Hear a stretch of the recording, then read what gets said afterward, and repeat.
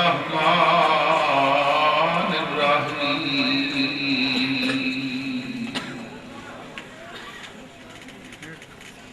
قل ان کنتم تحبون اللہ فاتبعونی یحببکم اللہ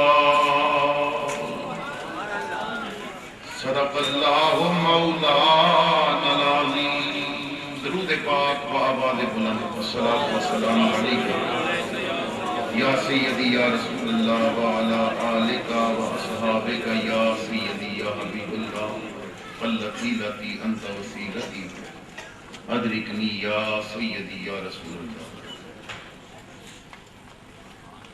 رونق محفل شیخ طریقت حضرت قبلہ پیر سید ابوالفضل عباس گیلانی شاہ صاحب سجادہ نشین آستانہ علیہ حضرت شاہ محمد غوث لاہور، معزز علماء کرام، ثنا خانان مصطفیٰ علیہ تحیت و ثنا، بزرگوں، عزیز ساتھیوں، قابل قدر مائیوں بہنوں، السلام علیکم ورحمۃ اللہ وبرکاتہ.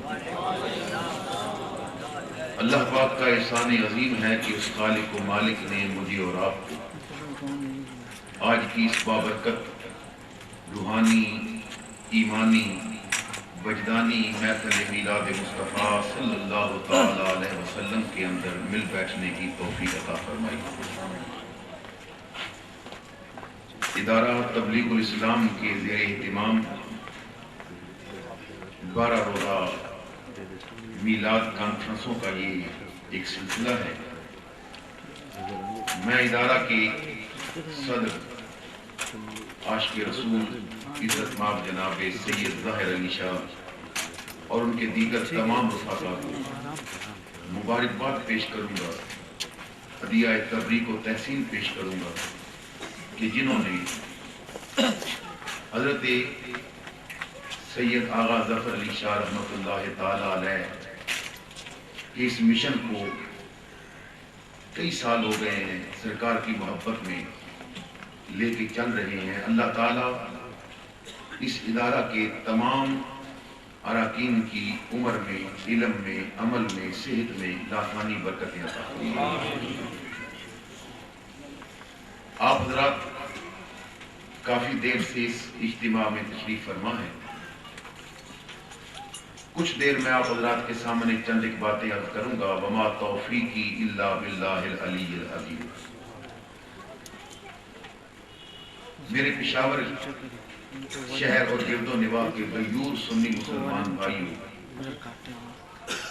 میں آج ایک بڑی اہم بات آپ حضرات سے ڈسکس کرنا چاہتا ہوں. ایک میسج ہے جسے کنوے کرنا چاہتا ہوں. امید کرتا ہوں کہ آپ حضرات بڑی دلجمی سے میری گفتگو کو سماعت فرمائیں گے. شاید کہ اتر جائے تیرے دل میں میری بات. میں آپ حضرات کے ذوق کے پیش نظر واقعات بھی بیان کروں گا، اشعار بھی پڑھوں گا، لیکن ابتدائیہ جو ہے اس پہ آپ توجہ دیں گے تو انشاءاللہ تعالی میں سمجھانے کی کوشش کروں گا، آپ سمجھنے کی کوشش کیجئے گا. میں دعا کرتا ہوں اللہ مجھے حق کہنے کی، آپ حضرات کو سننے کی اور سن سنا کر مجھے اور آپ کو اس پر عمل کرنے کی توفیق عطا فرمائے. اگر ہم اپنی ہسٹری پہ غور کریں، اپنی تاریخ کو دیکھیں تو اسلام کی تاریخ بڑی روشن تاریخ ہے.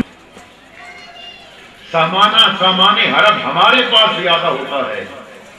وہ تو کھجور کھا کے روزہ رکھ کے آتے ہیں، تلواریں ان کی ٹوٹی ہوتی ہیں پھر بھی شکست ہم کھا جاتے ہیں. وہ کیا وجہ ہے کہ مسلمان مار نہیں کھا رہا؟ آپ تاریخ اٹھا کے دیکھیں. جب مکے کے 1000 کافل سامان سے لیس ہو کر بدر کی وادی کے قریب پہنچے تو ابو جہل نے جاسوس بھیجا کہ مدینے جا اور دیکھ مسلمان کس تیاری سے آ رہے ہیں.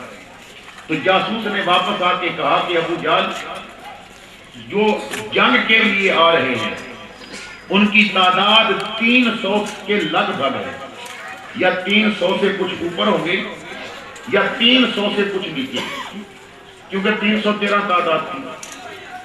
تلواریں ان کی ٹوٹی ہیں. گھوڑے ان کے پاس تھوڑے ہیں، وہ کتنی ہے کہ ایک کھجور کھا کے روزہ رکھا۔ ابو جہل کہنے لگا ہم 1000 ہیں، سامان حرم ہمارے پاس، کھانے پینے کا سامان ہمارے پاس۔ تو وہ مذاق کے طور پہ کہنے لگا اے مکے سے آنے والے جنگجوؤں اور سورماؤں، تلواریں نیاموں میں ڈال دو، نیزے اور تیر کمانے پیک کر دو، صبح جنگ نہیں ہوگی، رسیاں تیار کرو۔ ان مسلمانوں کو جو نہتھے آ رہے ہیں، ان مکے کے لوگوں کو تماشا دکھائیں گے۔ تو جاسوس نے کہا ابو جہل تو نے میری پوری بات نہیں سنی، اگلی بات بھی سن، میں تجھے مشورہ دیتا ہوں، تو تعداد میں زیادہ، سامان تیرے پاس زیادہ، وہ تعداد میں کم، سامان ان کے پاس کم۔ میں نے دیکھا ان کے پاس تلواریں نہیں تھی، نیزے نہیں تھے، پالے نہیں تھے، ان کے پاس خوراک نہیں تھی۔ کسی نے پوچھا تھا وہ کس مان پہ جنگ کرنے جا رہے ہو، تو انہوں نے کہا تھا نہ تیغ و تیر پر تکیا، نہ خنجر پر، نہ پالے پر، بھروسہ ہے تو ہم کو بس سادہ سی کالی کملی والے پر۔ مسلمان کی طاقت کا راز تھا عشق مصطفیٰ۔ بولیے مسلمان کی طاقت کا راز کیا تھا؟ عشق مصطفیٰ، حضور کی محبت، حضور پہ یقین، حضور کے ساتھ تعلق۔ یہ صرف تاریخ کا ایک واقعہ نہیں، دور فاروقی ہے۔ ایران کے سورماؤں سے ٹکر ہے مسلمانوں کی، سرحد پہ میدان جنگ میں 60,000 کافر جنگ کے لیے آیا، اور کمک جو پیچھے بیٹھی ہے وہ 5 لاکھ ہے۔ 5 لاکھ کافر پیچھے امداد کے لیے بیٹھا ہے۔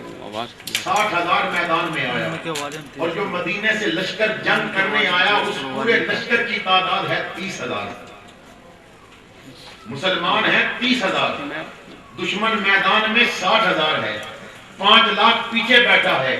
ابو عبیدہ اسلامی لشکر کے سپہ سالار مشورہ کیا، شورا کا اجلاس بلایا، اے میرے ساتھیوں مشورہ دو، میں 5 لاکھ کے لیے کتنے بچا کے رکھوں، 60,000 کے مقابلے میں کتنے بھیجوں؟ تاریخ کے وہ سنہرے اوراق الٹیے، خالد ابن ولید کھڑے ہو گئے، فرمایا ابو عبیدہ تو 5 لاکھ کے لیے سارے بچا کے رکھ لے، خالد اکیلا 60,000 کے مقابلے میں جائے گا۔ سبحان اللہ، سبحان اللہ، خالد اکیلا جائے گا۔ یہ مسلمانوں تمہاری تاریخ کی وجہ کیا تھی؟ ان کے دلوں میں عشق رسول تھا۔ میرے بھائیوں آپ پوچھو گے کہ دلیل کیا ہے؟ خالد بہت بڑا جرنیل تھا، دنیا کے سارے جرنیل آج خالد کی زندگی کو پڑھتے ہیں، پھر اپنی جنگوں میں ان کے اصولوں کو شامل کرتے ہیں، لیکن خالد اپنی جنگی مہارت پہ جنگ نہیں جیتتا تھا، اس کی ٹوپی میں جو مصطفیٰ کا منہ مبارک سلا تھا اس کی برکت سے جنگ جیتا تھا۔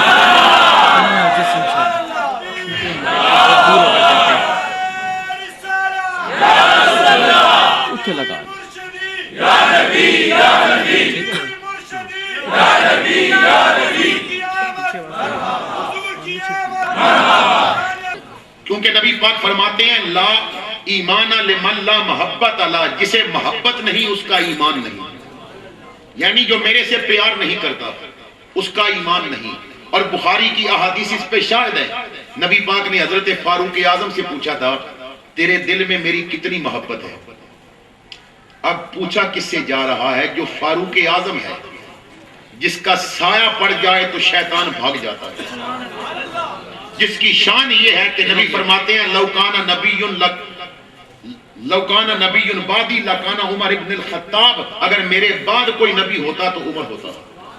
حضور فرماتے ہیں کہ عمر تیرے دل میں میری کتنی محبت ہے، بخاری کی حدیث ہے۔ عرض کرتے ہیں آقا انت احب الی من کل شیء الا نفسی، آقا آپ میرے نزدیک سب سے زیادہ پیارے ہیں، لیکن آپ سے زیادہ مجھے اپنی جان پیاری ہے، آپ جان کے بعد مجھے سب سے زیادہ پیارے ہیں۔ نبی پاک نے فرمایا عمر کان کھول کے سن، لا تکون مؤمنا حتی اکون احب الیک من نفسک، عمر اس وقت تک تیرا ایمان کامل نہیں ہو سکتا جب تک محمد تجھے تیری جان سے بڑھ کے پیارا نہ ہو۔ فاروق اعظم نے ہاتھ جوڑے، بخاری کے لفظ ہیں، عرض کرتے ہیں والذی انزل علیک الکتاب آقا پھر اس رب کی قسم جس نے قرآن آپ پہ اتارا، لَأَنْتَ أَحَبُّ إِلَيَّ مِن نَفْسِي، آقا اب جان بعد میں ہے، آپ پہلے پیارے ہیں۔ حضور فرماتے ہیں الان یا عمر اتم ایمانوں کا، عمر مبارک ہو، اب سرٹیفکیٹ لے لے، تیرا ایمان مکمل ہو گیا۔ اب مصطفیٰ تجھے سند دے رہا ہے، تیرا ایمان پورا ہو گیا۔ تو جب کفار نے یہ سوچا کہ مسلمان کیوں نہیں مار کھاتا، تو نتیجہ نکلا عشق مصطفیٰ وہ چیز ہے جو مسلمان کو مار کھانے نہیں دیتی، مسلمان کو شکست کھانے نہیں دیتی۔ علامہ اقبال نے اس بات کو بیان کیا تھا کہ انگریز یہ چاہتا ہے، یہ فاقہ کش جو موت سے ڈرتا نہیں ذرا، یہ فاقہ کش جو موت سے ڈرتا نہیں ذرا، عشق محمد اس کے بدن سے نکال دو۔ جب حضور کی محبت نکل جائے گی تو یہ مار کھائے گا، جب اس کے دل سے محمد کی محبت نکل جائے گی تو پھر اس کی تقدیر کے فیصلے ہم واشنگٹن میں کریں گے۔ تو محبت نکالو۔ اب محبت نکالنے کے لیے کیا کیا گیا؟ بڑی توجہ سے میری بات سننا۔ سرنج لے کے انسان کی وین میں، ناڑ میں لگائی جائے تو وین سے ہم بلڈ تو نکال سکتے ہیں، خون تو نکال سکتے ہیں، لیکن سرنج سے محبت نہیں نکالی جا سکتی۔ اسپتال کے آپریشن روم میں، آپریشن تھیٹر میں پسلیاں کاٹ کے، سینہ چیر کے دل تو نکالا جا سکتا ہے، دل سے محبت نہیں نکالی جا سکتی۔ تو پھر محبت کیسے نکالی جائے؟ انہوں نے سوچا پھر محبت نکالنے کا طریقہ یہ ہے کہ مسلمانوں کا لبادہ اوڑھ لو، مسلمانوں میں داخل ہو جاؤ، کیونکہ ایمان تب کمزور ہوگا جب محبت نکلے گی، اور محبت رسول کی ہو تو ایمان ہوگا۔ تو جس سے محبت کرتے ہیں اس نبی کے متعلق جتنی چیزیں ہیں ان کے متعلق مسلمانوں میں شور ڈال دو، یا انہیں حرام کہہ دو یا بدعت کہہ دو۔ میری بات سمجھ آ رہی ہے؟ میں کسی کا نام لینے کا عادی نہیں، میں کسی پہ اٹیک نہیں کرتا، لیکن اپنے مسلک کا تحفظ کرنا یہ میری ذمہ داری ہے۔ آپ کو ایک میسج کنوے کرنا، اگر مجھے یہ ممبر دیا گیا ہے، اس کا مجھے وارث بنایا گیا ہے، میرے بھائیوں ہم خوش قسمت ہیں، ہم کملی والے کے وارث ہیں۔ العلماء ورثۃ الانبیاء، کہ علماء انبیاء کے، اور پشاور والوں یہ بھی میں بڑی ذمہ داری سے کہہ رہا ہوں، فقط علماء اہل سنت وہ ہیں جو مصطفیٰ کے وارث ہیں۔ آپ پوچھو گے اس کی دلیل کیا ہے؟ دلیل یہ ہے کہ وارث ہونے کے لیے دو چیزوں کا ہونا ضروری ہے۔ ایک یہ کہ جس کا وارث بن رہا ہے وہ جاتے وقت کچھ چھوڑ جائے، اور دوسری یہ کہ جو وارث بن رہا ہے وہ مانے کہ ہاں جو گیا ہے وہ چھوڑ کے گیا ہے اور میں اس کا وارث ہوں۔ اب ایک سنیارہ اگر سونا چھوڑ کے نہیں جائے گا تو اس کی اولاد کہاں سے سونے کی وارث بنے گی؟ ایک زمیندار اگر زمین چھوڑ کے نہیں جائے گا تو اس کی اولاد کہاں سے زمین کی وارث بنے گی؟ جو بھی چیز چھوڑ کے کوئی جاتا ہے تو وارث تو تب بنتا ہے۔ اب نبی کیا چھوڑ کے گئے؟ حضور فرماتے ہیں نبی سونا نہیں چھوڑتا، نبی جائیدادیں نہیں چھوڑتا، نبی باغ فدق نہیں چھوڑتا، نبی کوئی چیز نہیں چھوڑتا، نبی علم چھوڑ کے جاتا ہے، اور علماء نبی کے وارث ہوتے ہیں۔ اب جو علم رکھ کر کہے کہ نبی کے پاس تو علم ہی نہیں تھا، وہ وارث کس چیز کا ہوا؟ وارث